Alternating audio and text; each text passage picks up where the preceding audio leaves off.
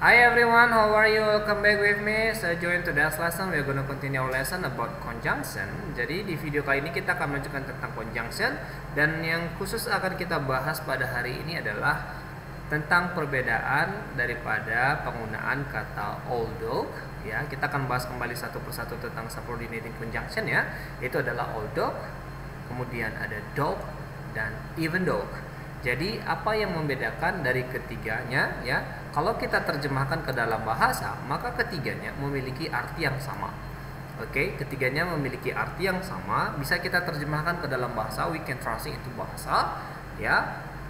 Biarpun, bagaimanapun ya, walaupun, tapi ya, bisa kita terjemahkan ya. Sekali lagi, bisa bagaimanapun, walaupun ya, tapi ya, itu adalah maksud dari ketiganya. Artinya semuanya kalau kita terjemahkan, if we translate into bahasa ya, they have same meaning ya, mereka memiliki arti yang sama. Namun dalam penggunaannya hanya ada sedikit perbedaan. Jadi apa yang membedakan? Langsung saja kita bahas ya.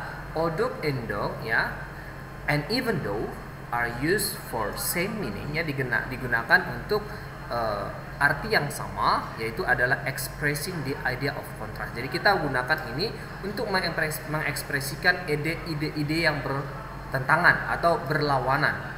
Oke, but structurally there is a small difference between them. Jadi hanya sangat kecil sekali yang membedakan dari ketiganya. Oke, jadi apa yang membedakannya? Langsung saja kita lihat adalah tentang although ya. Although ini memiliki arti yang bertentangan ya, dan dengan mengikuti formula yaitu adalah although plus a clause. Jadi clause itu adalah sebuah kalimat yang terdiri atas subjek dan verb. Biasanya clause ini adalah kalimat yang tidak bisa berdiri sendiri. Oke, jadi kita bisa lihat di sini contohnya adalah although it rain all day, we enjoy the party very much. Ya, jadi walaupun ya, sekalipun, meskipun ya hujan sepanjang hari, kami masih tetap menikmati pestanya, sangat menikmati pestanya. Jadi ada pertentangan antara cuaca dengan acara pestanya. Oke. Kemudian contoh yang kedua adalah he failed in the exam although he studied very hard. Ya, dia gagal di dalam ujian meskipun atau walaupun dia belajar dengan keras. Jadi ini bertentangan dengan hasil yang dimiliki. Jadi ini adalah biasanya although ini diceritakan atau kita gunakan dalam situasi yang tidak formal. Oke, jadi dalam situasi informal. Oke, sedangkan contoh selanjutnya ada although she ran very fast. Oke, she lost the race. Jadi walaupun dia berlari dengan cepat, dia kalah dalam balapan itu. Oke, jadi ini adalah contohnya. Ya, jadi kata although dan though itu memiliki arti yang sama, yaitu tetap bertentangan, namun kita gunakan ini adalah untuk menekankan sesuatu yang bertentangan dalam situasi yang tidak formal. Namun yang membedakan hanya sedikit tentang although dan though. Though ini nanti kita bisa diletakkan di akhir kalimat kita.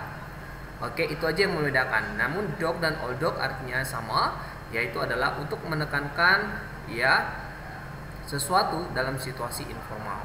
Jadi contohnya kata though ini adalah though the weather was very cool and snowy, the kids play outside. Walaupun cuaca sangat dingin dan bersalju, ya, anak-anak masih bermain di luar. Oke, he isn't happy though he is rich. Dia tidak senang sekalipun walaupun dia kaya. Jadi ini bertentangan. Oke. Kemudian though is very late, ya. Walaupun sudah sangat terlambat, ya, students keep studying. Siswa masih tetap belajar.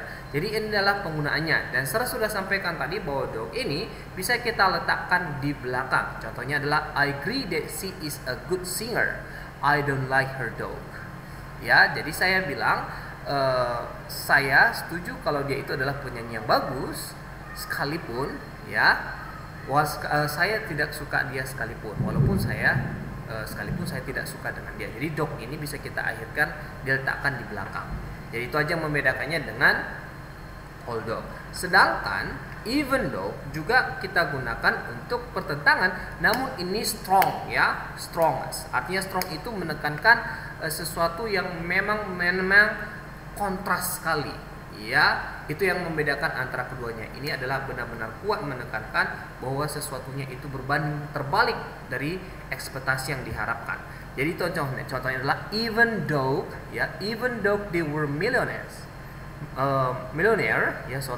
they drive old cars. Ya, sekalipun dia itu orangnya kaya, mereka masih mengendarai mobil tua. Jadi sangat berbeda sekali dengan harta yang kekayaan dia dengan apa yang dia tunjukkan, ya.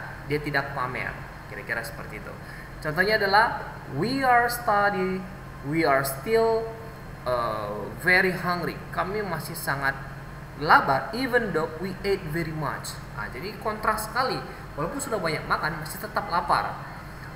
Even though she was very tired, walaupun dia sangat capek, she decided to go out. Dia masih ingin tetap pergi keluar. Jadi yang membedakan adalah even though ini juga kita bisa gunakan dalam situasi yang formal, kemudian dia digunakan untuk menekankan sesuatu yang benar-benar bertentangan dari